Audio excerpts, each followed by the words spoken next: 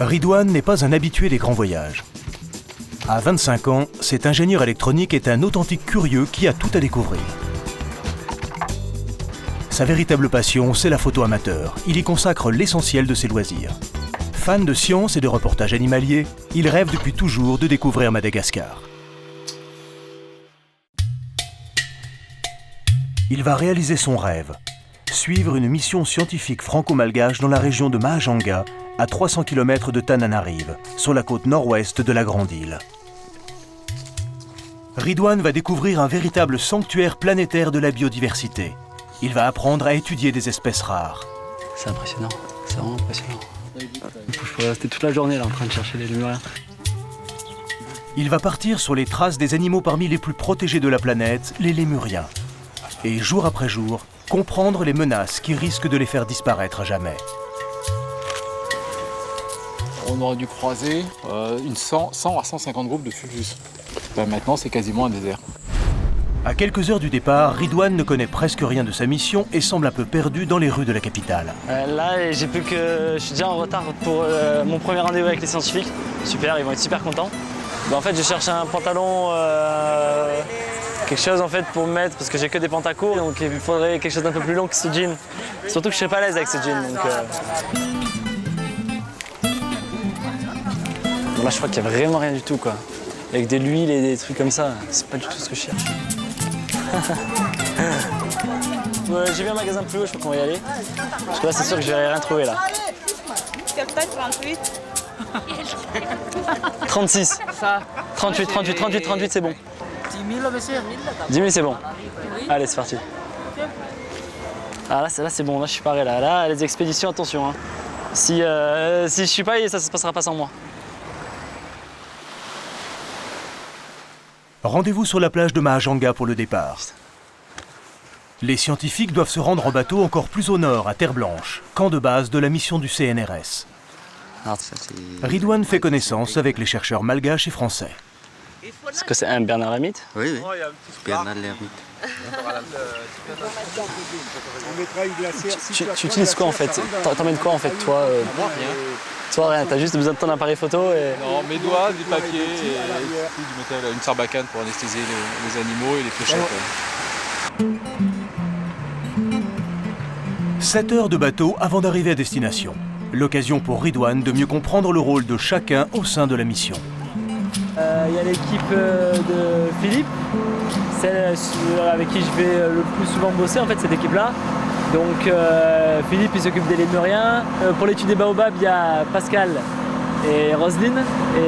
Et donc voilà, donc ça fait que je commence à voir un peu qui est qui travaille avec qui et ce que vont faire les gens sur place en fait.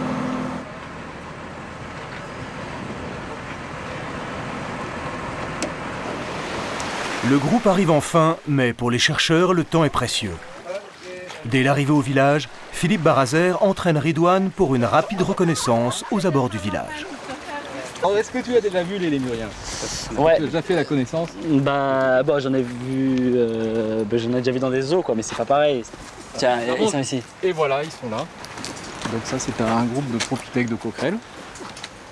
C'est un des plus grands lémuriens actuels de la région de Mahajanga. De Mahajanga, d'accord. Et en fait, un lémurien, c'est quoi en fait? C'est un singe? Alors, ce sont les ancêtres, ce qu'on appellerait les ancêtres des singes. C'est-à-dire qu'ils sont venus d'Afrique il y a à peu près 70 millions d'années. Oh. On suppose sur des petits radeaux de végétation qui ont dérivé jusqu'à Madagascar. Et ils sont arrivés ici, et c'était une terre vierge. Et dans leur coin, puisque Madagascar donc, a été isolé de l'Afrique pendant 100 millions d'années, eux ont évolué à leur manière à eux. Ouais. Ils ont évolué à leur manière à eux. Donc ils ont des caractéristiques archaïques, mais déjà ce sont les prémices des singes. Bon, ils ont la main effectivement, mais ils ont une truffe. Les singes n'ont pas de truffe.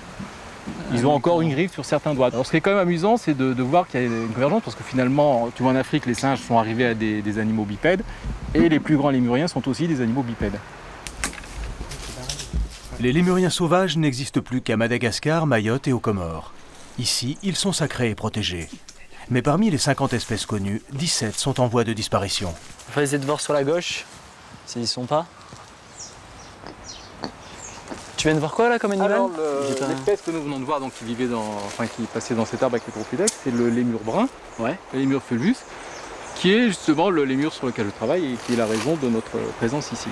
Depuis 10 ans, Philippe étudie l'évolution des populations de lémurs bruns, et en particulier les fulvus. Pendant cette mission, il doit capturer ceux de la région et, grâce aux analyses génétiques, retracer leur évolution et surtout évaluer leurs chances de survie. J'ai besoin d'ADN. Ouais. Alors ça peut s'obtenir à partir de peau, de sang, et de plus en plus, pour éviter des méthodes traumatisantes, on travaille avec des méthodes dites non invasives, c'est-à-dire soit du poil, bon, en ce qui me concerne je travaille en arrachant une touche de poil de l'animal, soit à partir des matières fécales où on peut extraire aussi de l'ADN. Il est 18 h et la nuit tombe très vite sous les tropiques.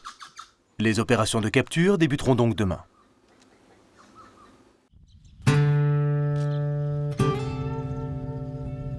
C'est le matin à Terre Blanche et tout le monde s'active à sa manière.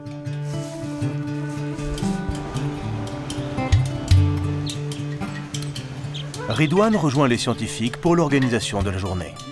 Ce site a été choisi car il permet aux différents spécialistes de travailler ensemble. On y trouve aussi bien les baobabs qu'étudie Pascal que les lémuriens convoités par Philippe. Donc notre objectif c'est à peu près d'essayer d'en avoir 10 aujourd'hui si on peut. Si on peut, ça serait l'idéal. D'accord. On y va. Philippe compte beaucoup sur cette journée pour recueillir les précieux poils de lémuriens qu'il tente de mieux connaître.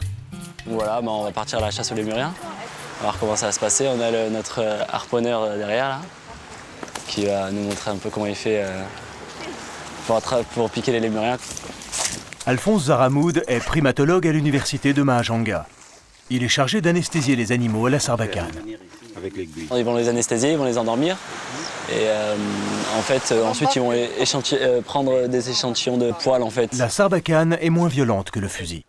Mais pour atteindre la cible, il faut être à moins de 10 mètres de l'animal. Quelquefois c'est à bout portant. Par exemple, l'animal qui monte là, tu mets juste. Ah oui, tu t'appuies sur les branches. Oui. On fait de l'écologie, on ne fait pas du massacre. Donc, voilà. Le but c'est de capturer l'animal dans de bonnes conditions, de savoir quand il peut tirer, donc de bien viser, de le récupérer et de le relâcher dans de bonnes conditions. La finalité de ça, c'est les programmes de conservation. Quelles zones protéger, comment les protéger, est-ce qu'il y a des risques de consanguinité entre les animaux, comment manager ces populations pour qu'elles soient le plus viables possible, sur du long terme. Il est midi, l'heure la plus chaude de la journée et les lémuriens sont invisibles. Mais Philippe n'est pas inquiet. Donc là, on ne cherche plus les petits lémuriens. Alors pour le moment, ils dorment, ils font la sieste. Ouais. Donc on va voir les baobabs qui ne dorment pas et les lémuriens, on ira en fin d'après-midi à côté du camp. D'accord, donc en fait on pourra en faire que ce soir. Ce soir, il faudra faire un maximum de... Fin d'après-midi, on pourra faire. Ah oui, ça pêche.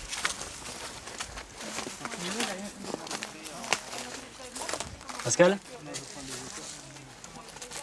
Pascal ? Vous faites quoi là? Vous prenez des échantillons de branches? Oui, on essaie de prendre des échantillons sur nos baobabs. Ouais. Donc selon les arbres, on prend soit des échantillons d'écorce, enfin on n'est pas destructeur, tu vois, voilà ce qu'on vient de prendre. Donc tu vois, ça fait quelques centimètres carrés.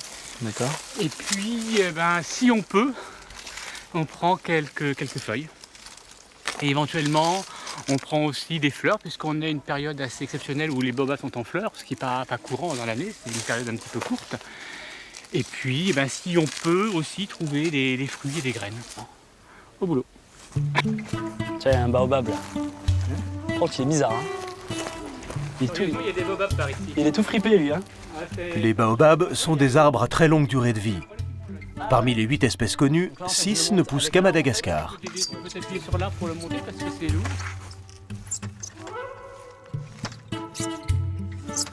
Donc là, c'est bon, non? Plutôt celui-là, tout ça en fait. Comme pour les lémuriens, les scientifiques étudient l'évolution des baobabs et cherchent à comprendre leur stratégie d'adaptation. C'est bon là? Ouais, c'est bon. Voilà. Bon. La fleur, comment on va faire là? Voilà. Donc ça c'est la fleur et ça c'est une autre fleur aussi? Et ça c'est un bourgeon floral, c'est-à-dire que c'est une future fleur. D'accord. Ça sent, tu vois, ça sent très bon. Ah oui, une odeur. Ça sent les frites. Oh. Ah, je déconne, c'est pas vrai. Désolant. C'est pas vrai. Non, ça sent vachement bon. Ah oui, c'est très odorant. D'accord, et ça tu en as besoin? C'est surtout pour l'identification des espèces que c'est utilisé. Hein. Voilà. Quand elles sont jeunes, on voit que les pétales On dirait des lys. sont jaunes clairs et ensuite elles deviennent orangées. Voilà, Ça, celui-là, ils sont déjà meilleurs que Entre- celui-là. Je vais te montrer comment la prélever. Voilà. Donc, Donc en fait, c'est très peu destructif tout ça. Donc tu vois, regarde, il y a l'écorce brunâtre, hein, et juste en dessous, mais dans le millimètre qui suit, tu as une partie verte. D'accord. Tu vois, voilà. En fait, il aurait fallu un éplucheur de patates, quoi. Complètement, c'est ça. Il faudrait un épluche baobab. Et l'idée, c'est de récupérer un petit peu de cette partie verte. Tu vois, donc on est très peu destructeur, donc on prend un petit peu d'écorce. Donc on a besoin que de ça, en fait. Donc en fait, ouais, on est là. L'idée sur le baobab, c'est d'étudier la diversité génétique des espèces. Puisque le baobab a priori une capacité de créer sa variabilité génétique pour s'adapter à l'environnement qui est assez particulière et donc qui nous pose nous problème parce qu'on ne peut pas se fier strictement à ce qu'on voit pour dire c'est de telle ou telle espèce. Donc il faut aller décrypter au niveau du génome. Bah ouais, c'est pas super excitant ce qu'on fait exactement. Bon, eux, c'est des passionnés, c'est pas pareil, donc eux, ils adorent ça. Mais de le voir, c'est super joli, ça, c'est sûr, c'est magnifique. C'est énorme, c'est impressionnant. Après, c'est un peu manuel, hein. Mon père, il est jardinier, il fait pareil, donc je pense que ça va être mieux avec les animaux, déjà. Ça va être beaucoup mieux. Ouais, de toute façon, j'ai un peu trop chaud, donc je vais le mettre à l'ombre. En fin d'après-midi, avec l'aide d'un guide, le groupe de scientifiques se lance à nouveau sur les traces des lémurs bruns.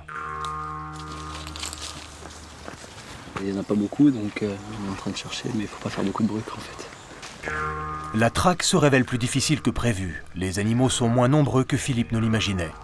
Le groupe de chercheurs se disperse au long du chemin. Soudain, après 1 heure de marche,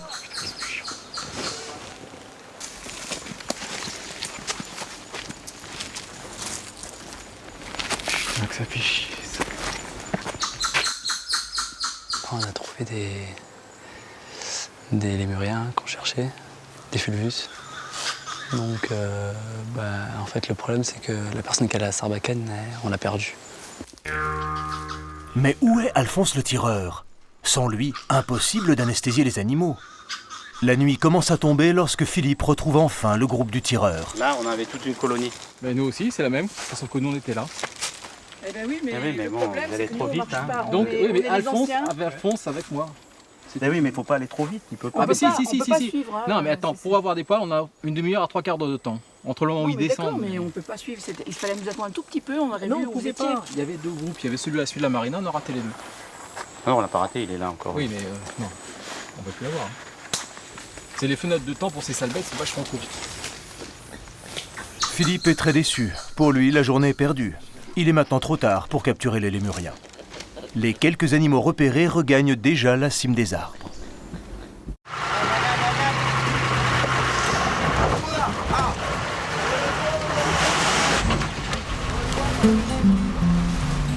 Devant le faible nombre d'animaux et les difficultés de capture dans la région de Terre Blanche, Philippe emmène Ridouane plus au sud, au cœur d'une forêt reculée, réputée pour abriter un grand nombre de lémuriens. Rodin, c'est notre guide et le conducteur du 4x4. Il va nous emmener là sur Missinju. Il va nous montrer les meilleurs coins de Missinju. Ouais, mais c'est parce que c'est la première fois que je vais aller là-bas. Ah, toi aussi? Oui. Bah, c'est sympa, on a un guide qui va pour la première fois, donc ça devrait aller. Ça va, bon, normalement, il n'y a pas de problème. Ouais, il n'y a pas de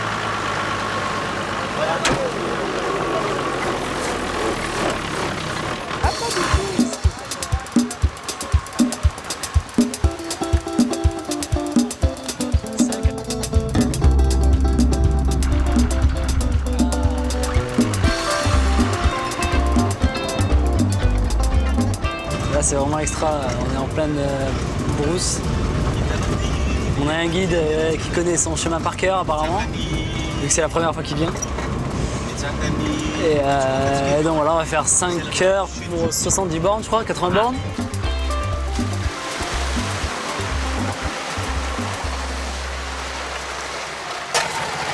Avant de s'enfoncer dans la forêt, il faut organiser le bivouac pour 4 jours en autonomie. Riz et volailles vont constituer la base de l'alimentation.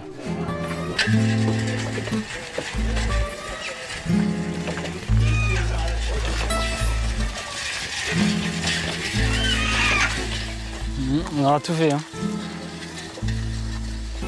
un fait bateau, un 4x4. 8-8, ici ça s'appelle ça 8-8. C'est vrai, hein? Je crois que c'est pour lui, patte motrice. Non mais c'est vrai en plus, c'est pas une blague. C'est ce qu'il m'a dit le mec. C'est juste là, Alphonse. On n'a pas pu te retenir pour jeter à l'eau.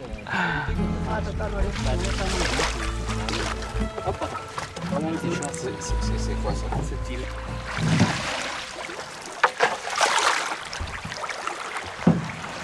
C'est ici que nous allons camper. Ici. Pour les... Bon, quelques règles à respecter. Pour les toilettes, c'est-à-dire pour aller WC, c'est dans cette direction-là. Puisque la direction ici, c'est sacré. Très vite, le camp est installé. Mais Ridwan, lui, se débat avec sa tante. Il m'a dit t'inquiète pas, elle est facile et tout. Qui t'a dit ça? Là c'est trop long, mais je sais pas. C'est ma tante. Ah, il y en a des ficelles dedans. Oui. Non mais c'est pas comme ça. Il a pas fait ce soir, il est toujours. Ça avance pas, hein. Je sais pas ce qu'ils foutent, hein. 6. 1, 2, 3, 4, 5.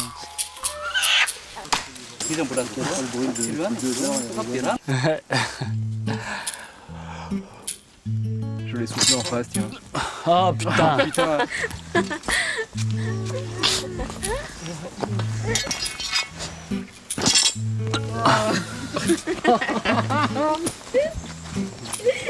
Non mais ouais, le problème c'est comment souffler, parce que viser j'y arrive, c'est souffler que j'y arrive pas. Tu souffles un coup sec. Ah. Je vais faire...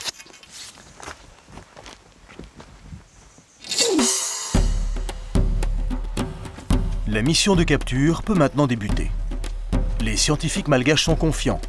Le repérage qu'Alphonse a effectué il y a 3 ans faisait état de plus de 100 groupes de lémuriens présents dans cette portion de forêt. Là, Dans la fourche de l'arbre. proche de l'arbre. Voilà, donc on a enfin trouvé les fulvus à front roux. Oui. Maintenant, on reste à pouvoir les échantillonner, c'est un autre problème. Vous allez faire comment? Alors voilà, pour les viser à la sarbacane, c'est beaucoup trop haut, c'est-à-dire on n'est pas sûr de les avoir, donc c'est dangereux pour eux. Plus l'animal après peut s'enfuir encore plus haut. Alors on a trouvé le groupe, maintenant on va attendre dans un coin. D'ici 1 heure ou 2, s'ils commencent à bouger, il est fort probable qu'ils descendent un peu, ne serait-ce que par curiosité.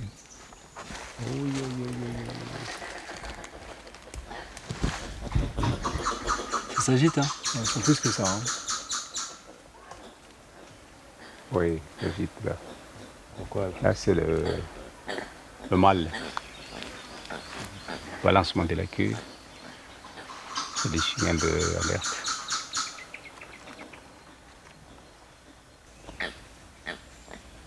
Donc là on va faire quoi en fait?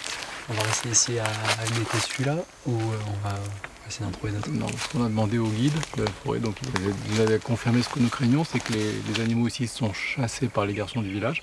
Ouais. Et ils ne les voient jamais descendre. Donc pour se mettre à l'abri, ils restent toujours en haut. C'est vraiment impossible en fait. Donc oui, il y a bien des animaux, mais pour nous, pour échantillonner, il faut qu'ils soient à 10 mètres maximum en hauteur. Et il nous a dit non, ils ne descendent jamais parce qu'ils ont peur des hommes. Pour les Malgaches, le lémurien est un gibier très recherché. La chasse est aujourd'hui considérée comme une des causes majeures de sa disparition. Mais il y avait plein de fulvus, mongols, propithèques.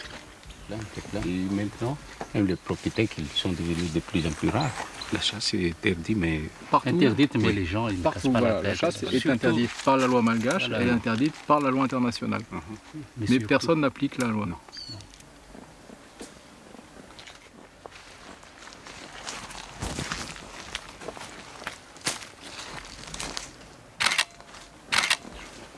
La chasse à Abada, c'est vraiment... ça va entraîner, tu penses, toi, l'extinction de l'espèce ou... C'est la deuxième cause d'extinction des espèces. La première, c'est la déforestation. Et la deuxième cause, c'est la chasse.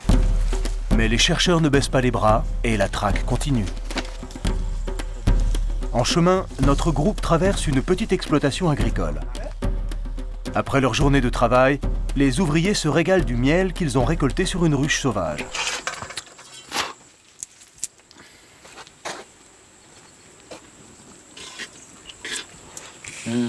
C'est bon. C'est bon. Ouais. Ils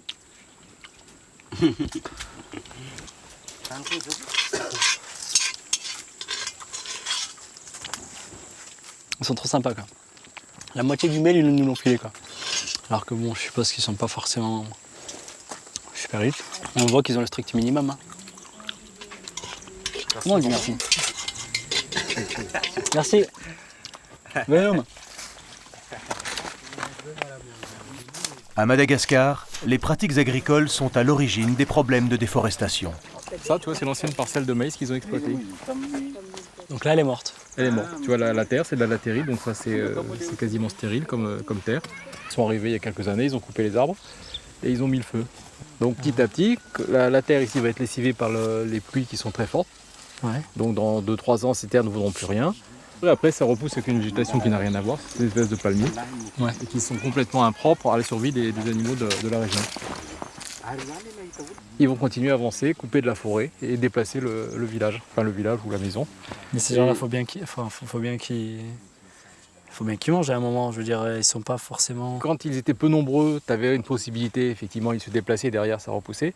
Et maintenant, les Malgaches sont trop nombreux pour ce type de pratique agricole. Et une partie de notre rôle, nous, universitaires français, avec nos collaborateurs malgaches, c'est de les aider à former des scientifiques malgaches. D'accord.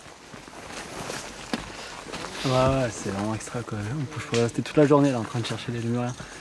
Et pour l'instant, sur les 3 jours où on est resté ici, on n'en a pas eu un seul donc. Mais bon, c'est pas. Enfin, c'est de la faute à personne, hein. C'est pas.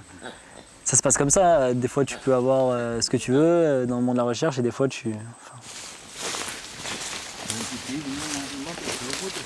On aurait dû croiser 100 à 150 groupes de Fugus. À côté des 3 groupes de 4 ou 5 animaux qu'ils ont croisés, c'est vraiment drastique et ça s'est accéléré. C'est un phénomène qui est manifestement récent, qui date de 3-4 ans.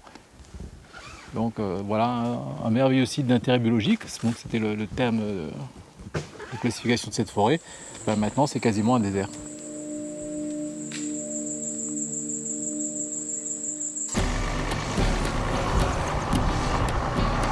C'est le dernier jour de la mission et Philippe doit se résoudre à rentrer bredouille.